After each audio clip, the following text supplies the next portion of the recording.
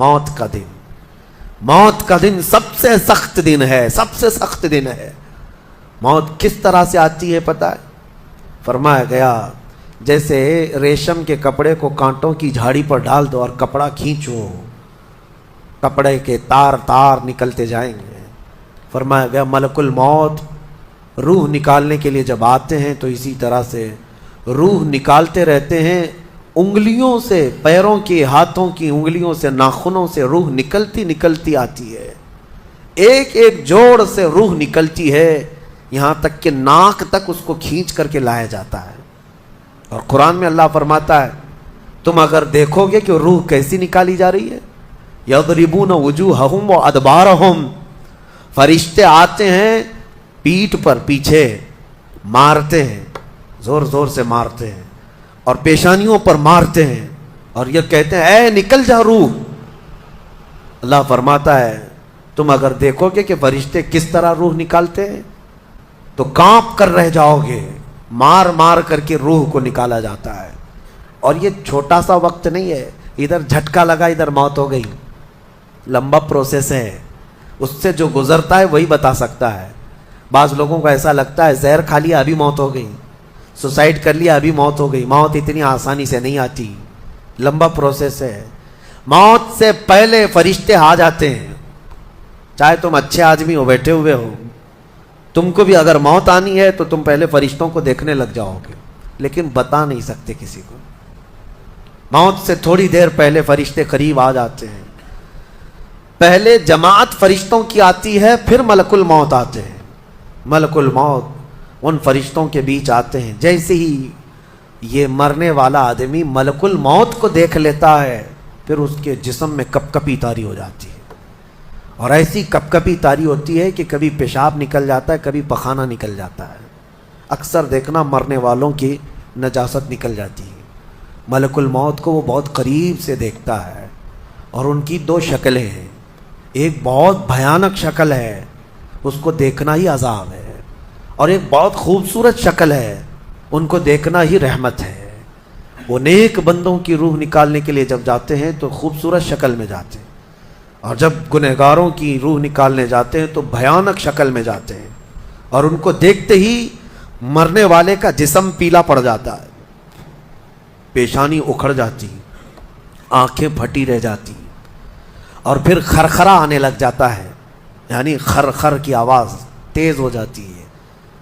وہ بولنا چاہتا ہے اپنے پاس والوں کو لیکن بول نہیں سکتا، بند ہو جاتا ہے۔ یہ وہ وقت ہے جب اس کے توبہ کا دروازہ بھی بند ہو جاتا ہے۔ اب اگر فرشتوں کو دیکھ کر کوئی توبہ بھی کر لیا، ایمان لایا، تو اس کا ایمان قبول نہیں۔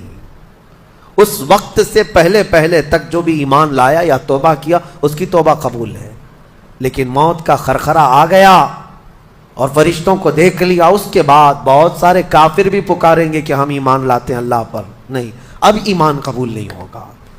موت اتنی آسانی سے نہیں آتی، اس کا پروسیس ہے۔ فرشتے آتے ہیں، ملک الموت آتے ہیں، پھر اس کے بعد اس کو گھور کر دیکھتے ہیں، پھر اس کو چت لٹا دیا جاتا ہے، یا جس حالت میں بھی ہے وہ گر جاتا ہے، کھڑا ہے تو گرتا ہے، بیٹھا ہے تو گرتا ہے، موت آنے سے پہلے لڑک جاتا ہے۔ یہ ضروری بھی نہیں ہے کہ آج میں اپنے آپ کو سنبھال کر بیٹھا ہوں، اگر میری موت آنی ہے اسی کرسی سے گر جاؤں، اسی جگہ سے ہم گر جائیں گے۔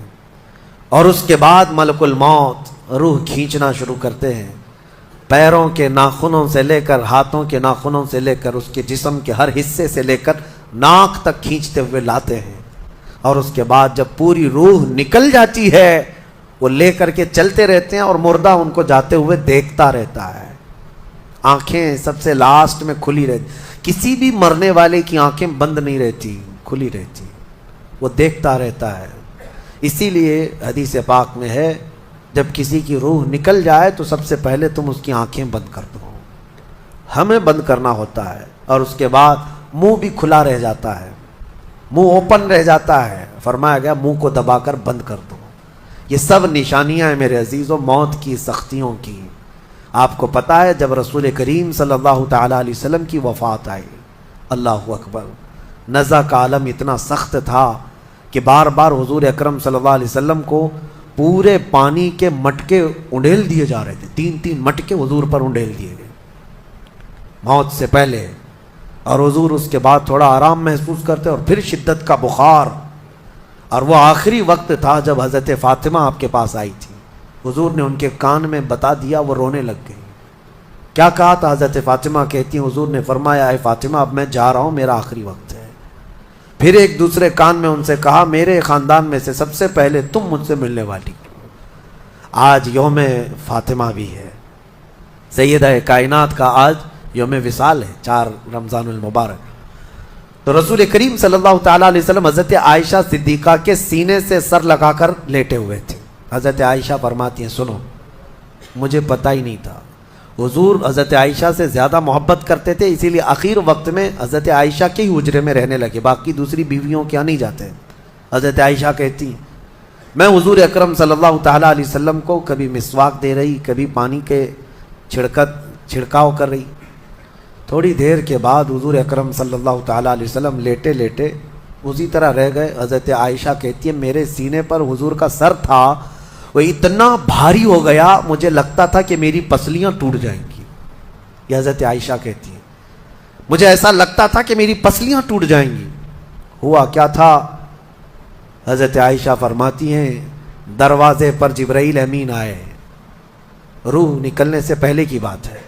حضرت عائشہ فرماتی ہیں حضور کے پاس جبرائیل آخری بار آئے، وہ غمگین حالت میں آئے یا جس حالت میں ہو.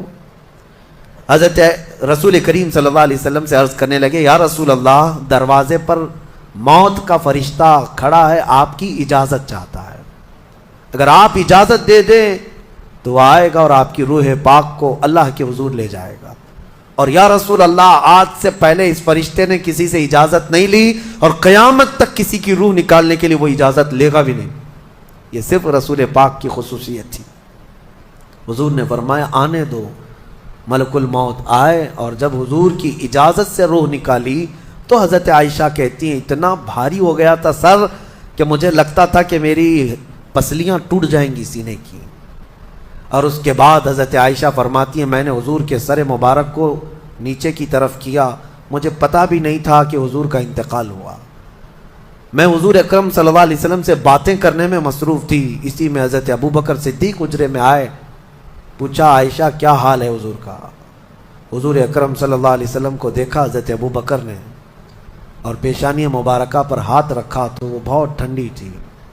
ماتھے کو بوسہ دیا اور ایک آہ بھری اور ایک جملہ کہا تھا یا رسول اللہ ایک بار موت آنی تھی وہ آپ پر آ گئی، اب موت کی سختی اللہ دوبارہ کبھی آپ کو نہیں عطا کرے گا.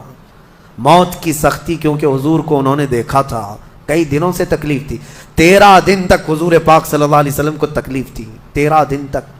حضرت ابو بکر کہتے ہیں یا رسول اللہ اب موت کی سختی دوبارہ کبھی نہیں آئے گی، جو اللہ کا وعدہ تھا وہ پورا ہو گیا. پورا کھل کر کے رو بھی نہیں پا رہے تھے ابو بکر صدیق اور اپنے اندر دبا بھی نہیں پا رہے تھے.